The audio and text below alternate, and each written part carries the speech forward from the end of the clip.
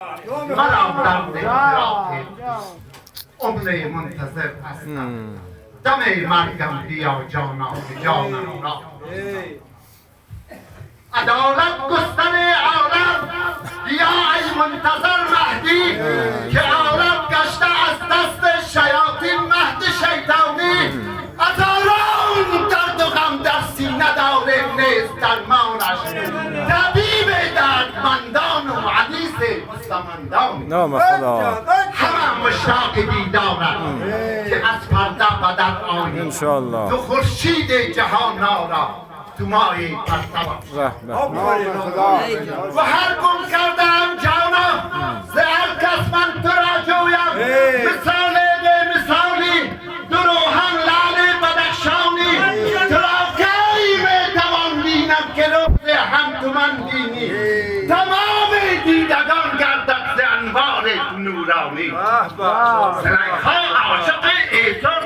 که چون دیدش پسندیدش همه آشفته رویت که تو نادیده جانم اطاعت گر کنم روز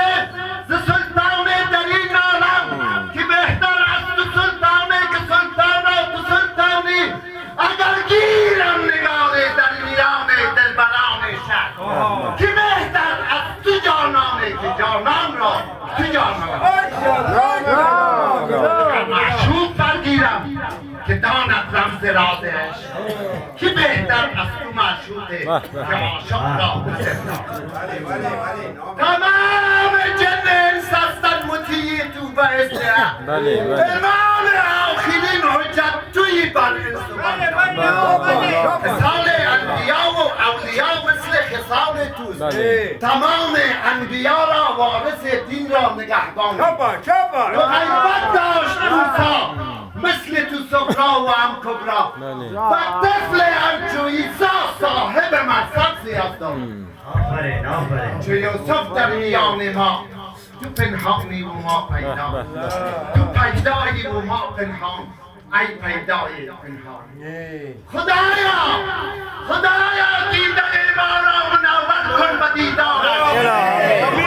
شام مقدس کن تو یزدانی و سبحانی الهی حاجت ما را برآوردن ما از لطف ما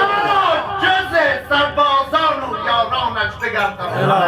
زبانت از کرد خاشه و بشر عشق زهرا که نتوان آب دریا را و پیمانه بگنجان که بر حبیب خدا